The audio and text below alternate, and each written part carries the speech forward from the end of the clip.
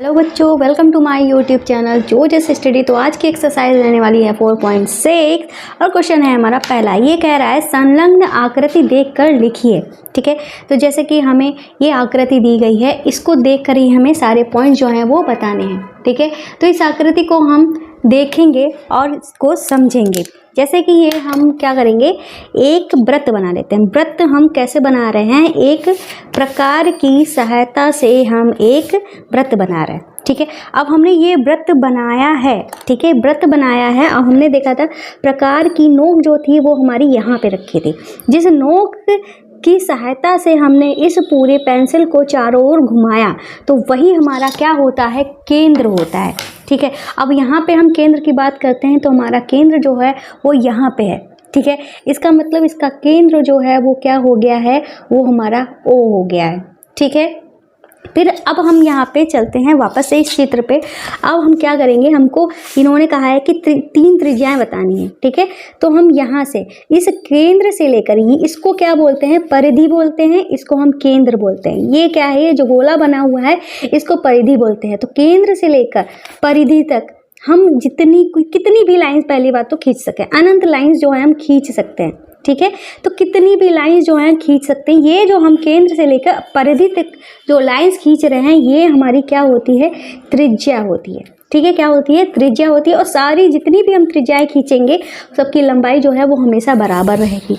तो हम यहाँ पे देखते हैं परिधि तक कितनी लाइन्स गई हैं, 1 2 3, 3 लाइन्स गई हैं। 3 लाइन्स गई हैं, हम उनके नाम भी लिख देंगे। ठीक है, क्या क्या नाम लिख देंगे हम, कितनी त्रिज्या बतानी है, 3 त्रिज्याएं बतानी है। तो 3 त्रिज्याएं हमको बतानी है तो हम लिख देंगे ओ ए, दूसरी है ओ बी, तीसरी त्रिज्या है ओ सी। इसके अलावा हमारी कोई त्रिज्या नहीं गई है। ठीक है, अब इन्होंने कहा है एक व्यास। व्यास क्या होता है, तो व्यास को भी देख लीजिए ध्यान से। केंद्र से होता हुआ एक हमको इस तरीके से रेखा खींचनी है, 2 परिधि, मतलब परिधि से हमको परिधि तक मिलाना है। ठीक है, परिधि से हमको परिधि तक मिलाना है, पर शर्त ये रहेगी ये जो हम लाइन मिलाएंगे वो हमारी केंद्र से होती हुई जाए। कोई ज़रूरी नहीं है ऐसे खींचना है, तो आप कैसे भी खींच सकते हो, कहीं पर से भी खींच सकते हो। परिधि से परिधि को मिलाना है पर केंद्र से होती हुई जाए। तो ये जो हमारी रेखा है यहाँ से लेकर यहाँ तक की, इसको जो केंद्र से होती हुई जाती है उसको हम व्यास कहते हैं। तो हमने देखा केंद्र से होती हुई सिर्फ एक ही रेखा जा रही है जिसका नाम है AC। तो AC जो है वो हमारा क्या हो गया है, व्यास हो गया है। ठीक है, अब हम करते हैं अपना तीसरा वाला क्वेश्चन, चौथा वाला। ये कह रहा है जीवा। ठीक है, जीवा क्या होती है, तो जीवा हमारी एक ऐसी रेखा होती है जो परिधि से परिधि को मिलाती है। मतलब यहाँ से चले यहाँ तक पहुँचे, या आप इस तरीके से भी खींच सकते हो। ठीक है, ठीक है, इस तरीके से भी खींच सकते हो। परिधि से परिधि को मिलाने वाली रेखा को जीवा कहते हैं। अब आप कहोगे कि मैम ये वाली जो हमने व्यास खींची थी ये भी परिधि से परिधि को मिला रही थी, तो व्यास भी हमारी क्या होती है, एक जीवा ही होती है। ठीक है, व्यास भी हमारी जीवा होती है, पर व्यास जो होता है वो केंद्र से होकर जाता है, पर क्या करते हैं, जीवा जो है कहीं भी खींच सकते हैं। ये केंद्र से भी होकर जा सकता है पर परिधि से परिधि तक की ही होनी चाहिए। अगर जीवा की बात करते हैं तो ये हमारी क्या हो गई है, ED हो गई है। ठीक है, ये ED जो है वो हमारी क्या है, जीवा, क्योंकि ये हमारी यहाँ से यहाँ तक जा रही है, बाकी इस तरीके से कोई रेखा जो है वो हमारी नहीं जा रही है। ठीक है, इन्होंने व्यास अलग पूछा है, जीवा अलग पूछा है, इसलिए हमने जीवा को यहाँ लिख दिया है और AC जो है वो हमारा क्या है, व्यास है। ठीक है, अभ्यंतर में 2 बिंदु, अभ्यंतर मतलब अंदर स्थित 2 बिंदु। हम देखते हैं एक बिंदु हमारा ये है, एक बिंदु ये है। इस वृत्त के अंदर कुल 2 बिंदु है। एक हमारा कौन सा बिंदु है, O है, और एक हमारा बिंदु P है। 2 हम अंदर, अभ्यंतर का मतलब होता है अंदर। ठीक है, फिर बहिर्भाग का मतलब होता है बाहर। बाहर हमारा कौन सा बिंदु है, तो हम इस चित्र को थोड़ा इधर खिसकाते हैं तो हमने देखा कि इस वृत्त के बाहर एक हमारा बिंदु है Q। ठीक है, तो बहिर्भाग में कौन सा बिंदु हमारा मिला है, Q। अब ये कह रहे हैं त्रिज्यखंड और वृत्तखंड। त्रिज्यखंड क्या होता है, तो आप ये चीज़ समझ लीजिए। ठीक है, तो हमने क्या किया, ये त्रिज्या हमने इस तरीके से खींची थी। इस त्रिज्या से बना हुआ जो त्रिभुज टाइप में है, ठीक है, इस त्रिज्या से बना हुआ जो हिस्सा है वो हमारा क्या है, त्रिज्यखंड है। तो त्रिज्यखंड हमारा क्या है, वो है हमारा OAB। ठीक है। अब वृत्तखंड क्या होता है, जैसे कि हमने कोई जीवा बनाई, ठीक है। अब जीवा से हम इन्होंने छायांकित करके रखा हुआ है इस चित्र को, तो जीवा बनाई, तो इस जीवा के बनाने से इस वृत्त के दो खंड हो गए, मतलब दो टुकड़े हो गए। एक टुकड़ा हमारा इधर वाला हो गया, एक टुकड़ा हमारा इधर वाला हो गया। अब इन्होंने छायांकित करके दिखाया हुआ है, मतलब हमें जो हिस्सा दिखाना है, बताना है वृत्तखंड का, वो कौन सा बताना है, इसको हम क्या कहेंगे, ईडी ने इसके दो टुकड़े किए हैं ना, तो हम इधर वाले हिस्सों को बताएंगे ईडी, ठीक है। तो हम यहाँ पे क्या लिख देंगे, ईडी जो है वो हमारा क्या है, एक वृत्तखंड है, ठीक है। हम यहाँ पे दिख नहीं रहा था, सॉरी आपको, ठीक है। तो ईडी जो है वो हमारा एक वृत्तखंड है, इन्होंने छायांकित किया था, ठीक है, छायांकित किया था। इस चीज़ को आप यहाँ पे लिख दो, छायांकित, ठीक है, यहाँ पे भी लिख दो, क्योंकि ये भी चीज़ हमारी जो है वो छायांकित है, ठीक है।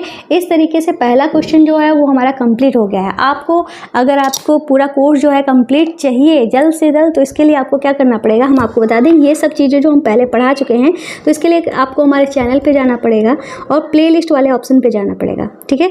यहाँ पे जैसे सारी क्लासेस दी हुई हैं, ठीक है। यहाँ पे 10th की सारी क्लासेस दी हैं, यहाँ पे हमारी 9th की हैं, ये हमारी 8th की हैं, 7th 6th, ठीक है।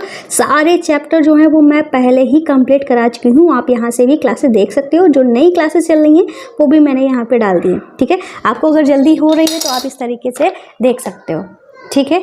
इस तरीके से ये पहला क्वेश्चन कंप्लीट हो गया है। अब करते हैं अपना दूसरा वाला क्वेश्चन।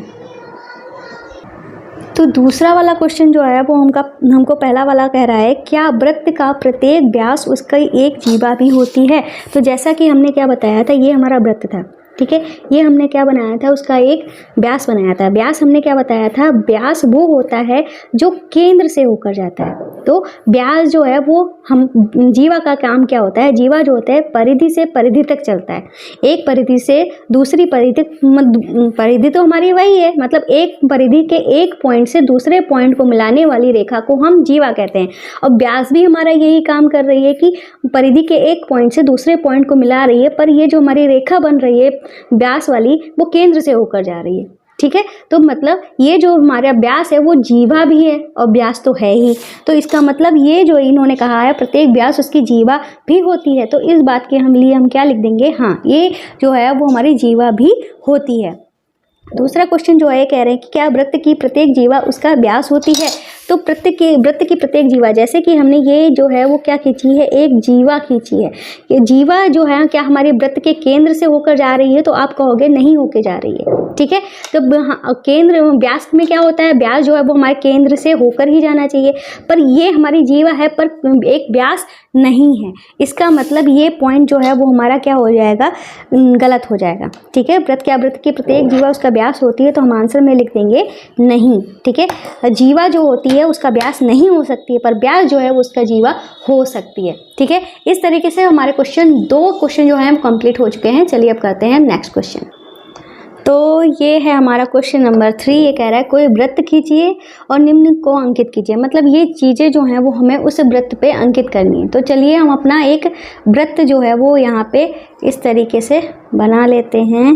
ये जो वृत्त है वो हमने बना लिया है, जगह कम होने की वजह से थोड़ा गड़बड़ हो गया है, कोई बात नहीं है, ठीक है। तो ये जो है वो हमारा क्या है, एक वृत्त है, ठीक है। यहाँ पे हमने प्रकार की नोक रखी हुई थी, तो ये क्या है हमारा उसका केंद्र हो गया है, ठीक है। जहाँ पे हमने प्रकार की नोक रखी थी वो हमारा क्या हो गया है, केंद्र हो गया है। तो यहाँ पे हमने ओ लिख दिया है, ठीक है। तो केंद्र जो है वो हमने क्या बनाया है, ओ बनाया है, तो यहाँ पे इस तरीके से हमने ओ लिख दिया, ठीक है। अब यहाँ पे लिखा है इन्होंने एक त्रिज्या बनानी है, तो हम यहाँ पे इस तरीके से वृत्त के केंद्र से लेकर परिधि के एक पॉइंट पे हमने एक पॉइंट ले लिया ए। तो ओ ए जो है वो हमारी क्या हो गई है, हम अलग पेन से लिख देते हैं, ठीक है, ताकि आपको क्लियर रहे हमारे आंसर हैं क्या एक्चुअली में, ठीक है। तो ओ ए जो है वो हमारी क्या है, त्रिज्या है, ठीक है। व्यास बनाना है, तो व्यास क्या होता है, परिधि के एक पॉइंट से दूसरे पॉइंट पर जाना व्यास होता है, पर व्यास जो होता है वो हमारे केंद्र से होके जाता है, ठीक है, केंद्र से होके जाता है। तो मतलब हमने यहाँ पे एक पॉइंट जो है वो सी ले लिया है, ठीक है, सी ले लिया है, मतलब ए सी जो है वो हमारा क्या हो गया है, व्यास हो गया है। तो हम यहाँ पे लिख देंगे ए सी जो है वो हमारा क्या है, व्यास है, ठीक है। अब इन्होंने कहा है एक त्रिज्यी खंड बताना है। त्रिज्यी खंड मतलब त्रिभुज का एक वृत्त का एक ऐसा खंड जो त्रिभुज के टाइप में होता है, मतलब एक और हम त्रिज्या बना देंगे, कहीं पे भी बना दो किस तरीके से भी। तो हमने ये जो त्रिज्या बनाई है वो OB बनाई है त्रिज्या, ठीक है। तो ये वाला हिस्सा जो है हमारा वो हम क्या हो गया है, एक त्रिज्य खंड हो गया। तो ये इस त्रिज्य खंड को हम क्या कहेंगे, इस त्रिज्य खंड को कहेंगे OAB। क्या बोलेंगे, OAB। तो हम यहाँ पे मुझे ध्यान नहीं रहा, मैंने स्पेस नहीं छोड़ा है, सॉरी यार, ठीक है। तो यहाँ पे हम लिख दे रहे हैं OAB जो है वो हमारा क्या है, एक त्रिज्य खंड हो गया है, ठीक है। अब इन्होंने बात की है वृत्तखंड की। तो वृत्तखंड क्या होता है, वृत्तखंड जो होता है वृत्त का ही एक हिस्सा होता है, ठीक है। वृत्तखंड क्या होता है, वो हमारा वृत्त का ही एक हिस्सा होता है। जैसे कि इस व्यास, इस चाहे तो ये बना दो, इस व्यास ने भी इस वृत्त के 2 हिस्से किए हैं, ठीक है। चाहे तो आप अलग से एक जीवा खींच लो, ठीक है, E और F लिख दो यहाँ पे, ठीक है। तो ये जो है हमारा ये वाला हिस्सा है जो है वो क्या हो गया है, वृत्त का एक खंड है, ठीक है। इस वृत्त खंड को हम क्या कह देंगे, EF कह देंगे, ठीक है। इस EF ने इस वृत्त के 2 खंड किए हैं, तो ये हमारा EF जो है वो हमारा क्या हो गया, एक वृत्त खंड हो गया है। अब इन्होंने कहा है उसके अभ्यंतर एक बिंदु, ठीक है। तो हमें अभ्यंतर एक बिंदु तो पैसे भी दिख रहा है कि O है, चाहे तो आप दूसरा भी बना सकते हो P, ठीक है। एक बिंदु हमें बताना है तो इसके अभ्यंतर जो एक बिंदु हम लिख लेते हैं P, चाहे तो आप O भी लिख सकते थे, ठीक है। और उसके बहिर्भाग में एक बिंदु, तो हम बाहर कोई बिंदु बना लेते हैं, यहाँ पे Q लिख देते हैं। तो ये जो बाहर भाग में जो हमारा बिंदु है वो हमारा क्या हो जाएगा, Q हो गया है, ठीक है। अब इन्होंने कहा है चाप A, मतलब चाप हमें बताना है। तो हम देखते हैं कि भई हमारा इस तरीके से एक चाप जो है वो लगा हुआ है, ठीक है। चाप जो है इस तरीके से लगा हुआ है, तो ये चाप जो है वो हमारा क्या है, AB है, तो ठीक है। तो AB जो है वो हम यहाँ पे चाप जो है वो लिख देंगे, ठीक है। इस तरीके से ये वो तीसरा वाला क्वेश्चन भी हमारा कंप्लीट हो गया है। चाप को एक बार फिर से समझ लीजिए। चाप क्या होता है, जब हम कोई त्रिज्यखंड बनाते हैं, त्रिज्यखंड जो हमारा बनता है तो इस तरीके से एक आकृति बनती है, ठीक है। यही आकृति जो होती है वो हमारी क्या होती है, चाप। जैसे कि हम प्रकार से चाप लगाते हैं ना, वही चाप हमको यहाँ पे दिख रहा है, ठीक है। ये भी हमारा एक चाप है, ठीक है। एक ही चाप बताना था, चाहे तो आप ये BC भी चाप लिख सकते हो, ठीक है।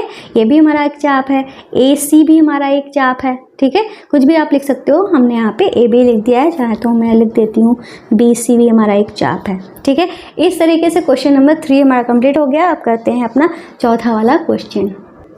तो चौथा वाला क्वेश्चन कह रहा है सत्य और असत्य बताइए। क्या बताना है, सत्य और असत्य बताना है। तो इसमें क्या लिखा है, वृत्त के 2 व्यास अवश्य प्रतिच्छेद करेंगे।